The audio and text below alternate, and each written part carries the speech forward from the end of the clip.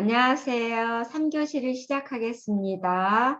자, 우리 2교시 때 했던 심리게임에 이어서 한번 구체적으로 또 중단하는 방법도 함께 다뤄볼게요. 네. 이제 3교시에서는 게임의 어떤 그 교류 분석, 그래서 여기에 이제 심리게임 또 이어서 설명할 거고요. 우리 박사과정분들은 이게 집단 체험을 했거든요.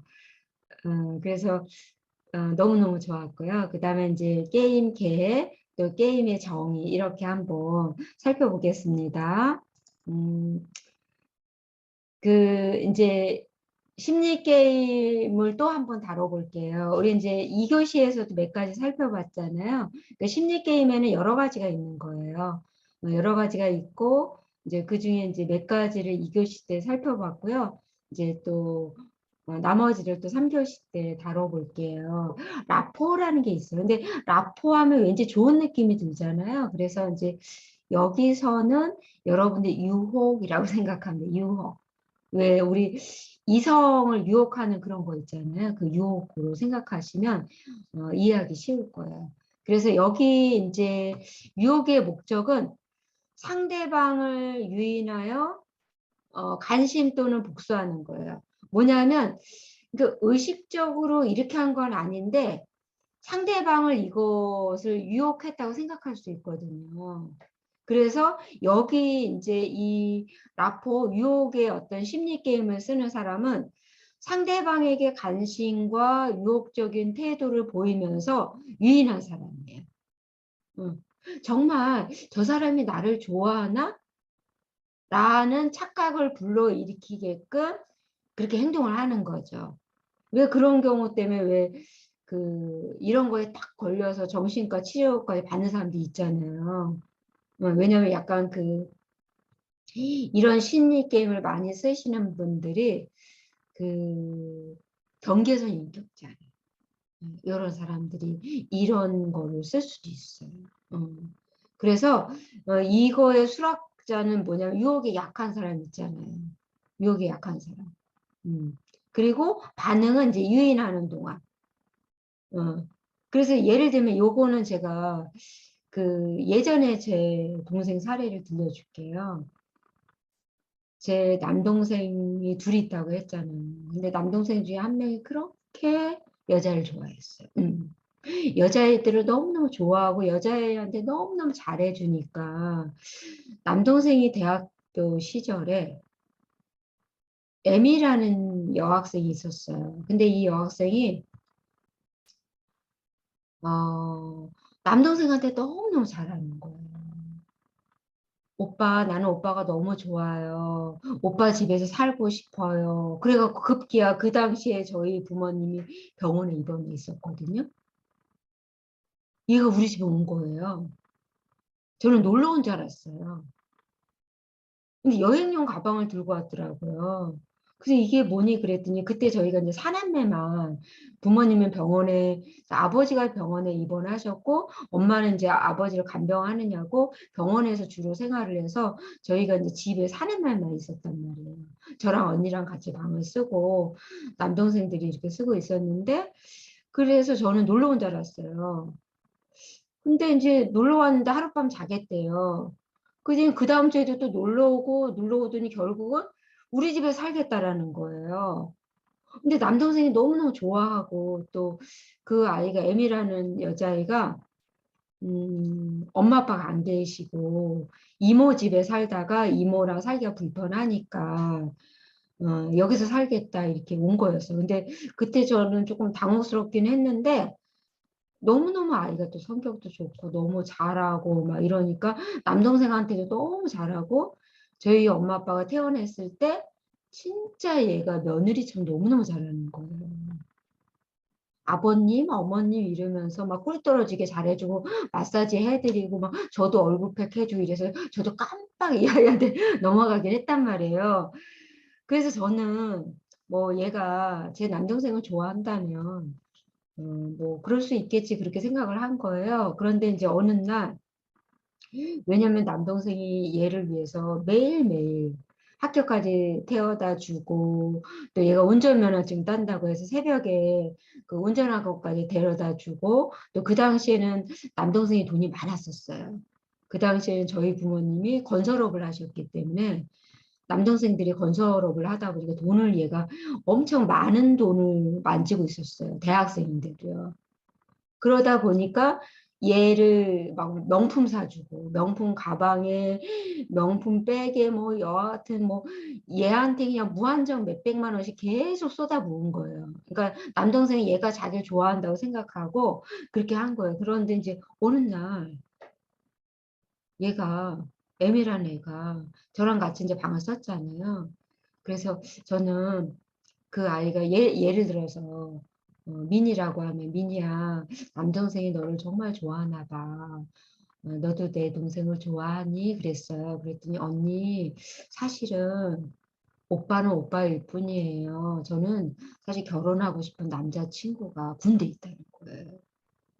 군대에 있다는 거. 그래서 제가 깜짝 놀래갖고 아니 남동생은 너를 결혼 대상자로 생각하고 우리 여기는 시골이기 때문에 소문도 많이 나고 부모님도 너를 며느리 감으로 생각하니까 옷도 사주고 뭐도 사주고 우리 집에 머물게 한 건데 야 그건 아닌 것 같다 그랬어요. 그랬더니 언니 그러면 차라리 아저씨한테 저를 입양해 달라고 할까 이러는 거예요. 그래서 제가 아니 그럴 순 없다. 내가 막내딸이다. 우리 집에 막내딸은 딱 한 명이다. 갑자기 너가 막내딸이 될 수는 없다 그랬어요. 그랬더니 아이가 너무너무 어떻게 언니가 그럴 수 있냐면 그날 또 가방을 메고 나가겠다는 거예요. 그래서 그건 아니다. 그리고 남동생이 왜 누나가 뭐라고 했길래 민이가 나가려고 하느냐 그러면서 또 남동생이 거기서 또 막 방에서 펑펑 울고 그러더라고요, 남동생도. 근데 그런 여하튼 그런 상황이 있었는데 그 당시에 그 상황만 봤을 때는 이게 유혹인 거죠. 응. 왜냐하면 민이라는 아이가 오빠 나는 오빠가 너무 좋아요. 그리고 남자친구 얘기는 1도 남동생한테 얘기 안 한 거예요. 응. 그러니까 남동생은 헛물켠 거죠. 얘가 나를 좋아하나 보다. 이러니까 음, 명품 가방 사주고 뭐 사주고 학교 출퇴근해주고 같이 놀러 다니고 이렇게 한 거죠. 유혹에 약한 남자였죠. 그 당시에는 남동생. 그래서 이게 이제 반응을 유인하는 동안 이루어져요. 전화는 뭐냐면 상대방이 접근하여 올 때, 요 접근하여 올 때 요 희생자에서 이게 딱 박해자가 되는 거예요. 어. 그러면서 이제 혼란이 이루어져요. 나는 잘못이 없어. 어. 그 배신감을 느끼는 거예요. 아니 내가 언제 유혹했나요? 이러는 거죠. 내가 언제 유혹했나요? 어. 그러면서 오히려 유혹에 넘어간 사람한테 그렇게 하는 거예요. 당신이 내가 언제 오빠랑 사귄다고 했느냐? 내가 언제 오빠랑 결혼한다고 했느냐? 그 나는 잘못 없다. 그냥 뭐 이렇게 오누이처럼 지낼 수 있는 것 아니냐? 막 이러면서 나는 잘못이 없다.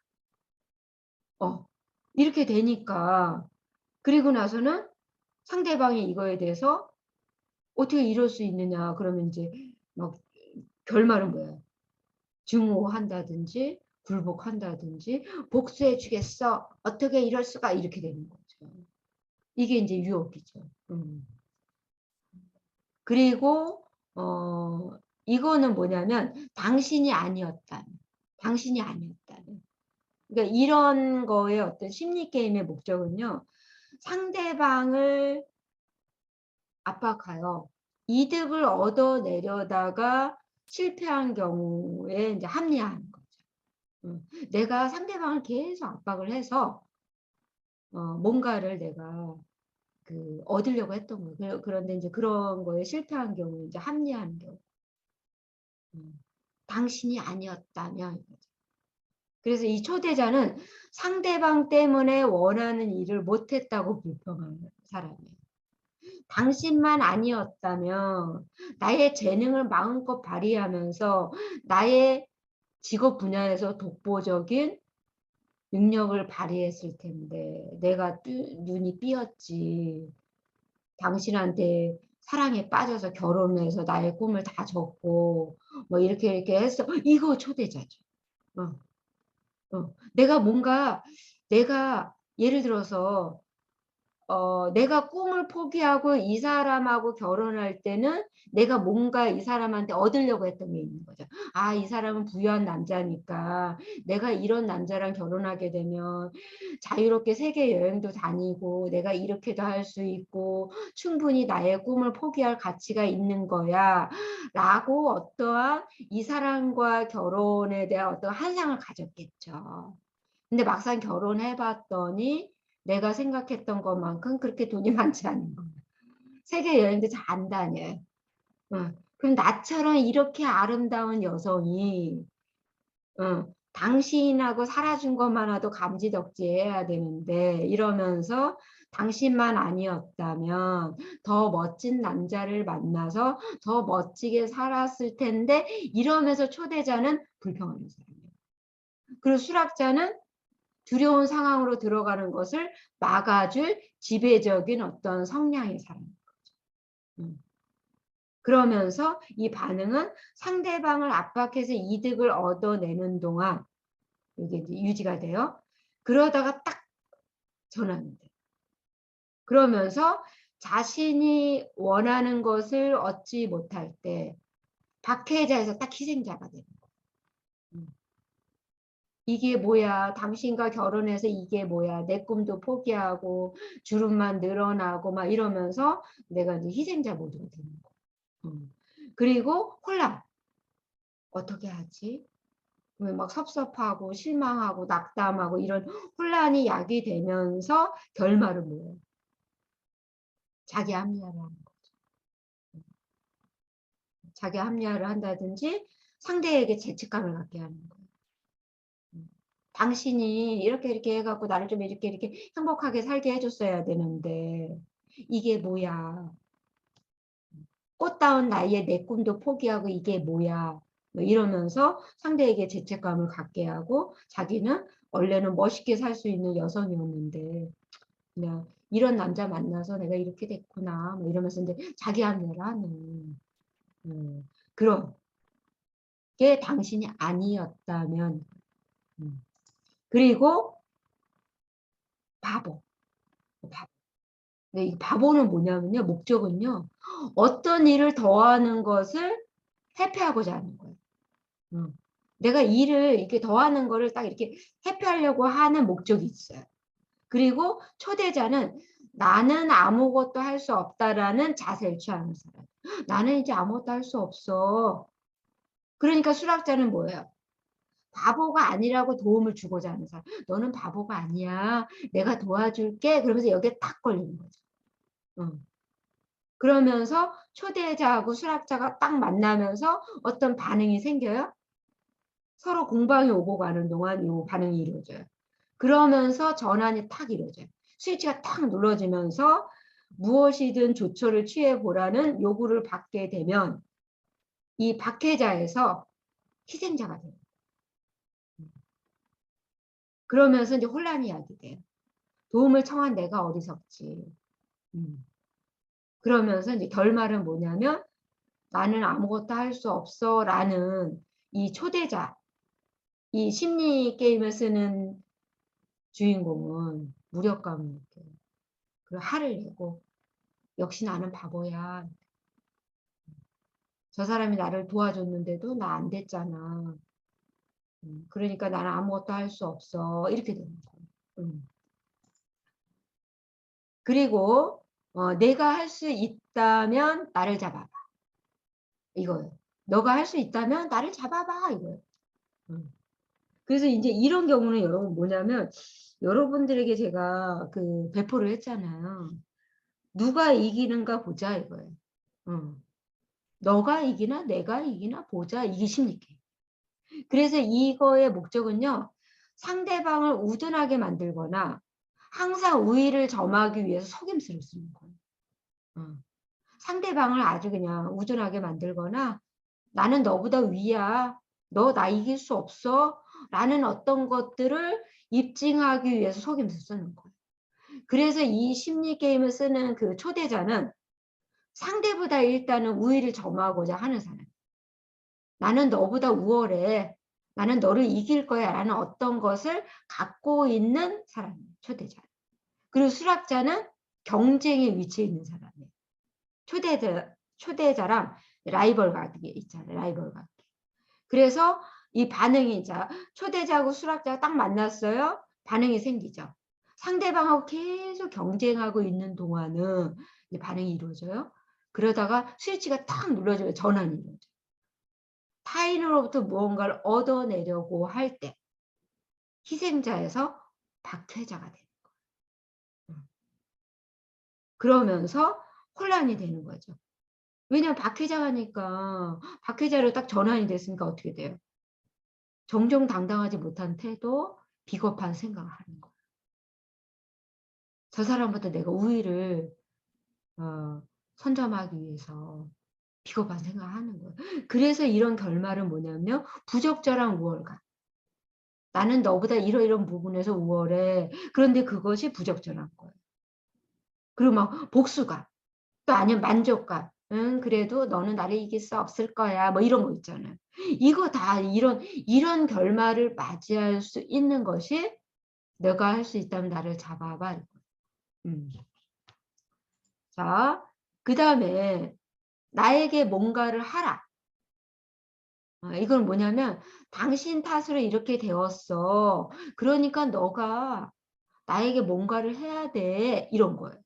그래서 이거의 목적은 당신을 위해 생각하거나 조치를 취해 달라고 암암리에 상대방을 조종하는 거예요. 나를 좀 생각해줘. 나를 위해서 뭔가 조치를 취해줘. 그러면서 암암리에 상대방을 조종하는 게 목적이잖아요. 그래서 초대자는 누군가가 뭔가를 해주길 기다리는 사람이에요. 그리고 수락자는 도움을 주는 사람이죠. 그러니까 초대자하고 수락자가 딱 만났어요. 반응이 이루어져요. 도움을 받거나 도움을 받기 전까지. 도움을 주거나 받기 전까지 반응. 그러다가 스위치 딱 눌러져요. 전환이 이루어져요. 그러면서 상대방으로부터 원하는 것을 얻지 못할 때 희생자에서 이제 박해자가 되는 거예요. 당신 탓으로 이렇게 되었어. 이렇게 되는 거예요. 나에게 뭔가를 해줘야 되는 거 아니야? 나는 이렇게 하니까 당신이 이렇게 도와줘야 되잖아요. 뭐뭐 해줘야 되잖아요. 근데 안 해줬다 이거죠. 그러니까 이제 계속해서 박해자 역할이 되는 거예요. 그래서 이제 혼란. 사람들은 왜 제대로 못하냐 이거죠. 그러면서 결말은 이제 불평불만하는 거죠. 왜 세상이 이렇게 돼 있는 거지? 이러면서. 그러면서 책임을 전가하는 거죠. 이렇게 된 것은 정치를 못했기 때문이야. 또 아니면 이렇게 된 것은 엄마 아빠 때문이야. 교육이 잘못됐기 때문이야. 뭐 이런 거 있잖아요. 그러니까 이런 것들은 다 나에게 뭔가를 하라라는 심리 게임에 내가 딱 갇혀서 하는 그런 경우라는 거죠. 자, 그래서 우리가 이거 중단해야 되잖아요. 중단해야 되겠죠. 그래서 심리 게임이 일단은 좋은 게 아니에요.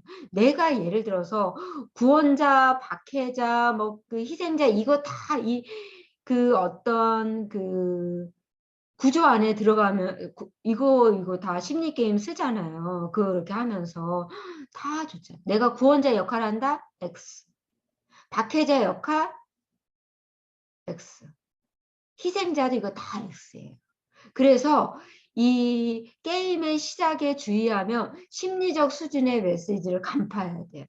나도 모르게 심리 게임을 시작하려고 하면요. 나의 그 심리적 수준을 내가 파악해야 돼요.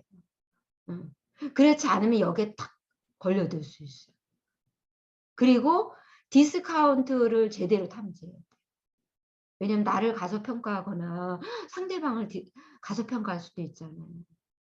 여러분 있잖아요. 예를 들면 제가 어떻게 해. 내가 다 도와줘야지. 그러니까 엄마 가잉 보호하는 부모들 그렇게 하잖아요. 아니에요. 더 잘할 수 있어요. 저도요. 제가 약간 그 가행보호하는 게 있었어요. 아니에요. 아들이 더 잘하더라고요. 저는요.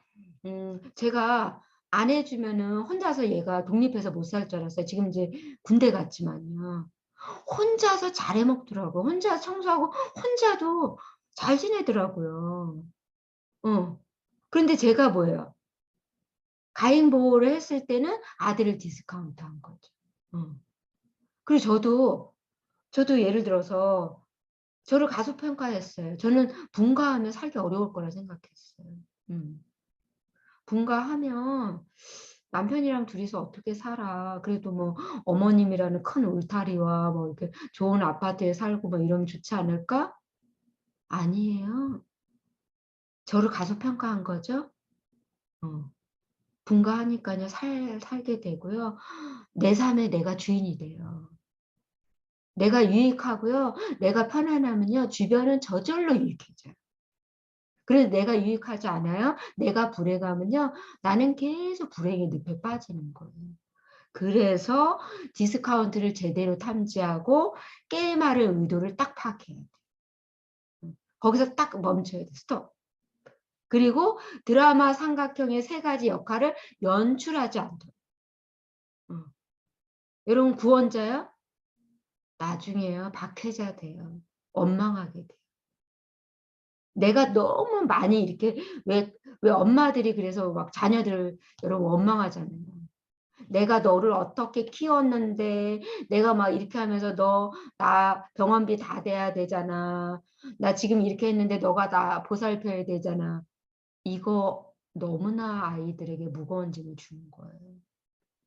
그럴 시간에 자녀들을 빨리 독립시키고 나의 노후를 내가 준비해서 자녀에게 부담을 덜어주는 게 좋은 거예요. 그런데 구원자의 역할을 하죠? 나중에 박해자 된다라는 거예요. 그래서 나도 모르게 내가 구원자를 연출하려고 하면 스톱. 알아서 잘할 수 있을 거야 이거.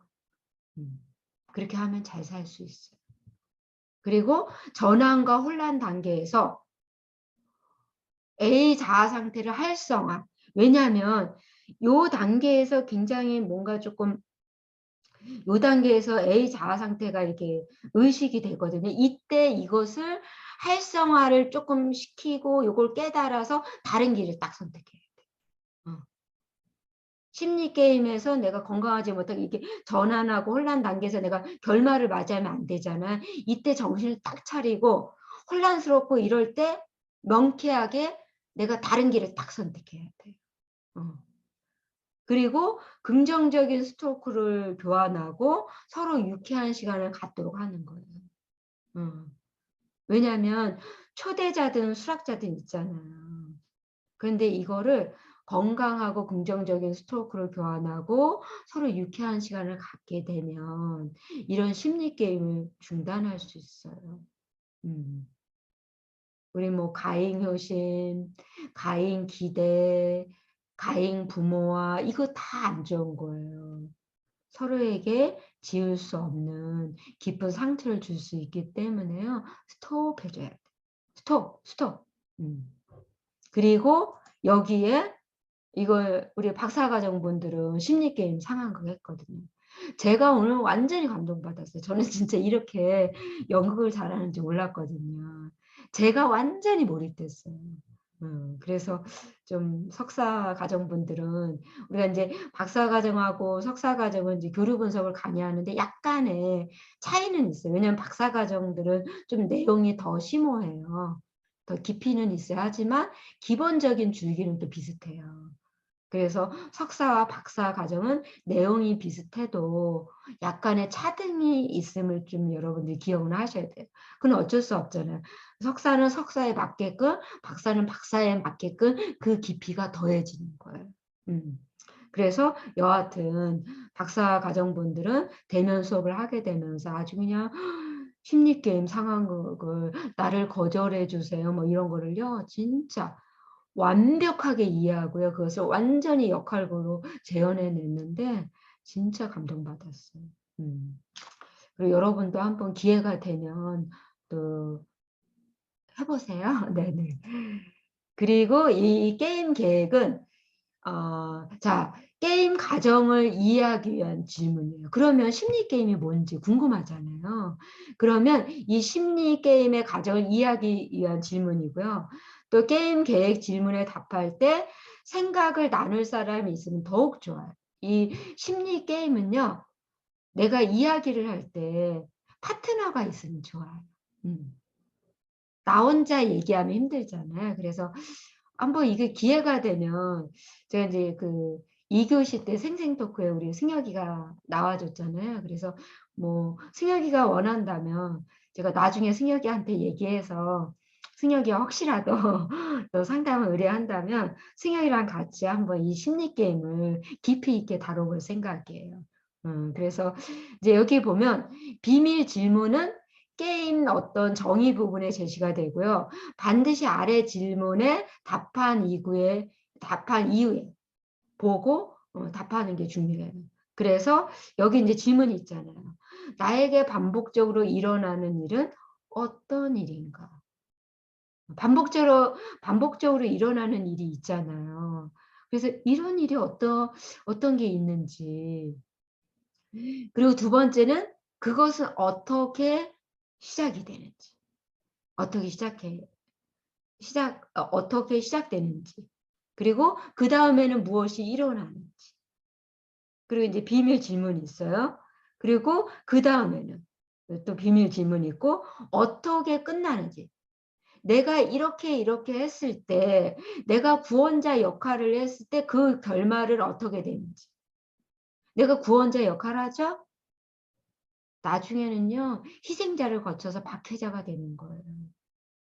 내가 계속 구원자 역할을 하게 되면 나중에 힘드니까 어떻게 해요? 상대방하고 정서적 단절이 되는 거.